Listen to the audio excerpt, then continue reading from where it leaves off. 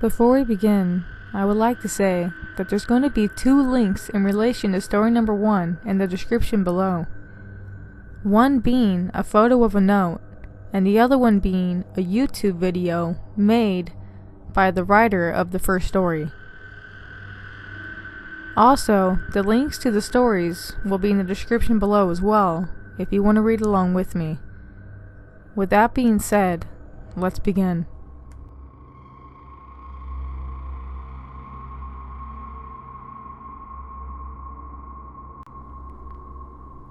Number 1. January 11th, 2015, Australian time. So, I'm sitting here shaking, on the verge of a panic attack. So I'll try and write this. But if you find any spelling or grammar errors, feel free to correct me so I can change it. I'm a country girl. I come from a small town and moved up to the large capital city in Australia to attend university at the start of the year. Being a broke-ass student that isn't getting parental support, I'm renting through my university in what is known as subsidized accommodation. Long story short, it's old units from random housing trust blocks that the local housing trust has given the uni. This means I'm living with some creepy people. The guy downstairs, I know for a fact, is an ex-con because he told me. And the guy across the halls from me is dealing in some serious drug shit and has police and detectives knocking on his door at all hours.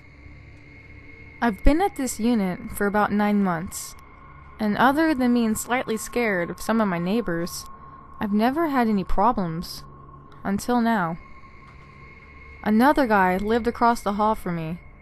It's a 2-story unit block, with 3 units in the top. One for me, one for the druggie, and one for this other guy. This other guy, who I learned is named Josh, is a large ethnic man. English is not his first language, who I'd like to say is in his mid to late 20s. I've run into him a few times while leaving and entering my unit, and he introduced himself. So I, being the friendly and naive country kid I am, greeted him back. Other than a few short greetings I've had with this man, the only major time I've had contact with him was when we were both at a bus stop, and he started chatting with me. He asked what I was doing, and I said I was heading into the city to attend church. While not religious myself, I have a religious friend who has been begging me to attend church with her once. He said he wanted to come with me one day. I thought he was joking, so I laughed and said, maybe one day. This was about 2 months ago now. I saw him a couple of days ago, and he asked me when I was going to take him to church. Feeling awkward, I said, I don't know, maybe one day, and bolted into my unit. I have been out all weekend, dog-sitting for a uni friend, and came home to find 2 notes pushed underneath my door. I have attached them below. Good luck reading half of it, because I had trouble as well. I don't know what to do. I'm fucking terrified right now. I called my friend, half laughing hysterically and half freaking out, and made her stay on the phone while I bolted down to the car, took out my small knife that I use for animal rescues, and ran back inside. I can't call my mother because she would freak out and drop everything to make the 5-hour drive up to where I live. And she can't do that right now. She's working 5 days a week and looking after my terminally ill grandfather. And any other adults who I call will straight away contact my mother. My friend urged me to go to the police, but while the letters are creepy as all hell, they aren't actually threatening. What would the police do? So yeah, how about it, Reddit? Why don't you join me on this terrifying adventure on how to deal with a creeper? Update: February 11th, 2015, 2 p.m. So, I talked to the police last night, and who just said, tell him to stop next time you see him. If he doesn't, come back. Went to my uni accommodation team, who said they can move me out immediately. But I refuse, because I only have 4 weeks until I'm meant to move out anyway. I don't want to move out for 4 weeks and then move again. It seems like a huge pain in the ass. I've booked a meeting for Wednesday morning with an accommodation officer to file an official report. Update: April 11, 2015, 5 p.m. I've talked with my accommodation officers and student welfare officers. I've had to apply for exams if I fail the ones coming up on the 9th, 13th, and 19th. I applied for some rental properties yesterday, so I just have to wait and see what happens with that. Should know by Friday. If not much is happening by then, I'm probably going to be moving out and live with a friend and her parents until I find a rental. As for the creepy guy, I've avoided him like the plague. But now that I'm actually keeping an eye on things, it is becoming pretty apparent that he is involved in some drug stuff with our other neighbor. And he has a lot of friends coming and going at all sorts of odd hours the last few days. He also likes to peek out of his door once I enter my unit, if he is still home. I know because I watch him through my peephole. I feel like the creeper now. My nerves are pretty shot. But I'm just going to buckle down and bear it here for a few more days. Update: September 11th, 2015, 7 p.m. So it's been a while since I updated. I moved out of that place a few days ago, and I'm back home living with my mother while searching for other rental places. She still doesn't know about the drama. None of my family does. Things did get a little worse before I left, but not to the point I was chased out. I got it stuck in my stubborn head that I wasn't going through the drama of moving out in the middle of exams. A day after my previously updated post, in April, Josh had a large Caucasian man with tattoos up the left side of his face exit his apartment and start hammering on my door. I nearly shit myself, not gonna lie. I crept up to the peephole, not making a sound, to see if he'd go away. He did eventually, and wandered downstairs to bang on some other doors. I know one person answered the door for him. I'm not sure what was being said. All I heard was the tattoo guy apologizing about something after a brief discussion, and then wandering upstairs to try my door again.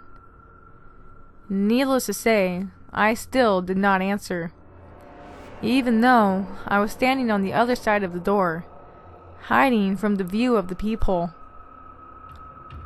He eventually went back into Josh's apartment. I still don't know what he wanted, but it got worse a few hours later. All of my nerves were shot by this point, and I was listening closely to what was going on at my neighbor's unit. At one stage, later that night, Josh, another friend, and the tattoo guy walked out of his unit. I heard them talking, and overheard that Josh was going to walk his friend outside to say goodbye, and tattoo guy was going to stay inside. And inside for him meant sitting on the top of the stairs, right outside my door. By this time, I'd crept up to the door, feeling like the stalker now, and noticed that the man was talking to himself. I pulled out my phone, that had very little memory left on it, because I carry all my music on my phone, and recorded some of his talk. Here is the video. From what I can make out, he says something about, "Fucking Saturday, man. You're fucking idiot. That's how you do this shit, cunt. Keep in mind, he was completely by himself. There was no one else around. I wish I had enough video to record what he continued to say to himself. He started talking about stabbing someone, muttering about how he was going to do it and whatnot, in the same manner that he was talking with in the above video. I was pretty scared, and eventually Josh came back and they went into his unit. I ended up curled up on the couch, clutching my knife and trying not to make a noise for the next few hours so they would have no idea I was home. I talked to a friend a few days later who said I should have called the cops, which, thinking about it now, I should have. But I wasn't really thinking at the time. I did run into the creepy guy twice before I left though. Once was coming down the stairs. I got near the front door, and he was standing right there, and said, "Hello." I nearly pissed my pants, and spun around without a word, walked out the back door, and jumped straight into my car, locking the doors. By the time I pulled around the front with my car, he was nowhere in sight. The other time was when I was talking to an old man that lives in the unit block behind me, and I saw him walking down the street in our direction. I quickly excused myself and bolted up the stairs and into my unit. But anyway, I'm home now, and safe. I hope I never go back to that damn unit block.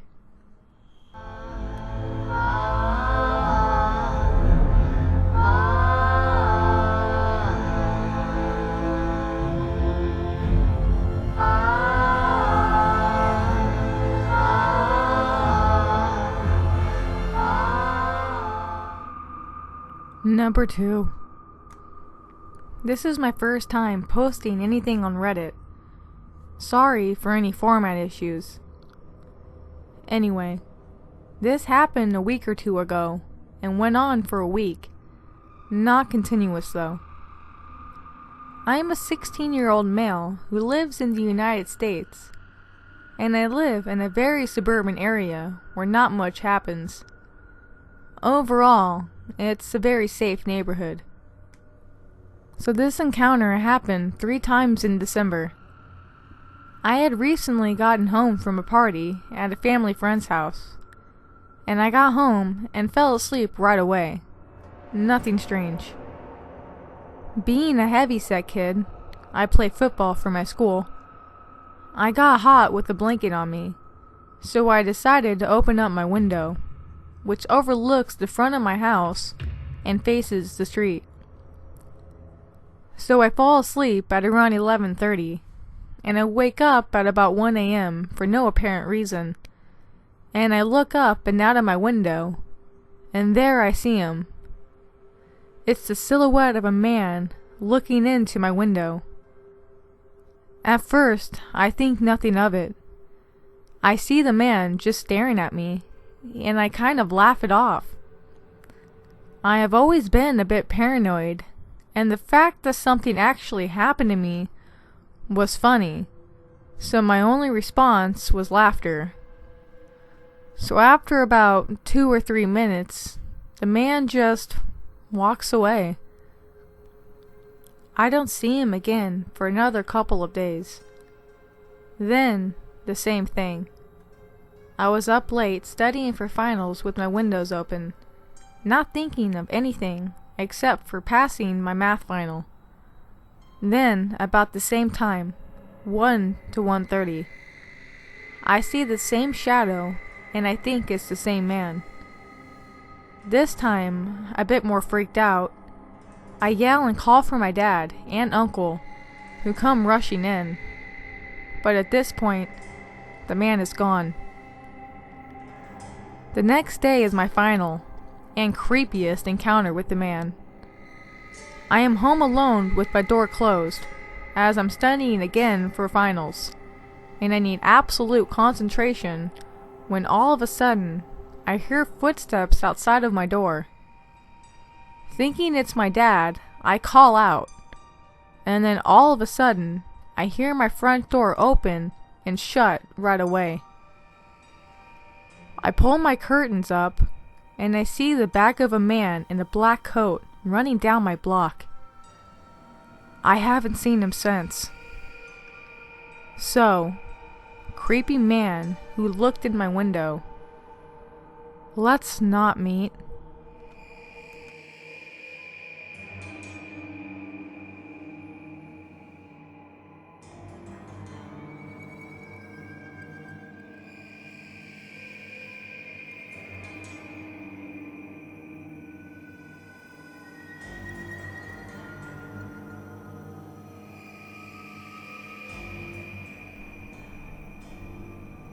Number 3.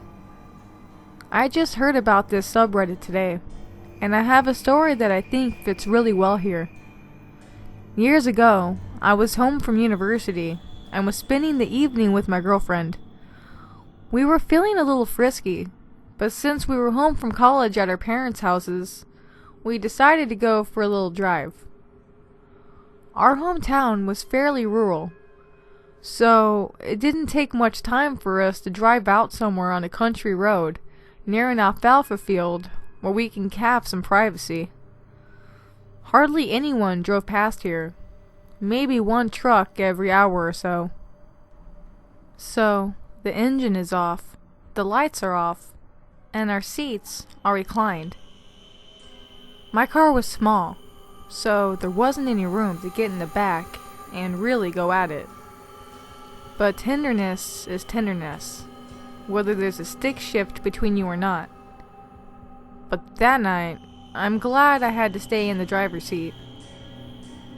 Just as things began to get real heated, I see some headlights in the rearview mirror coming up the road.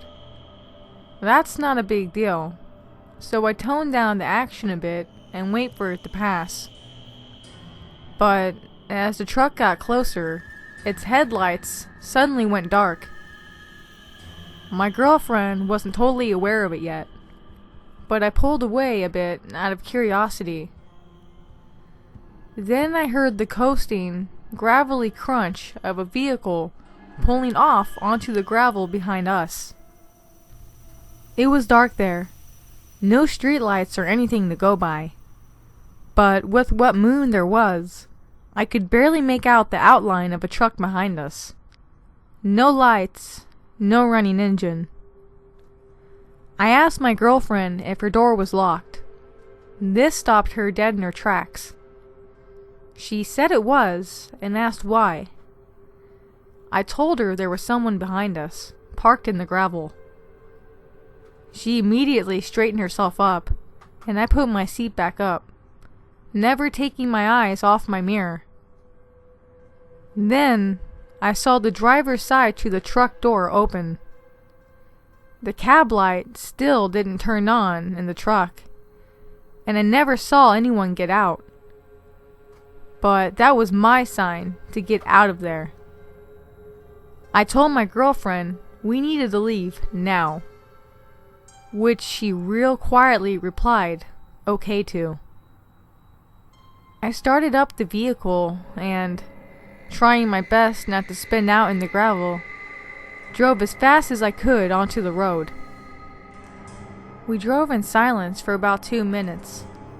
We were heading back towards town when I noticed that I could not see the sky clearly behind the vehicle. We were being followed. The truck still did not turn on its headlights, but it was tailgating me very closely.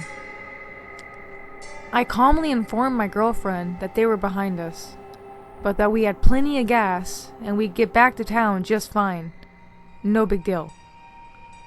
She said, okay, in that little voice again, and went silent, glancing back every so often.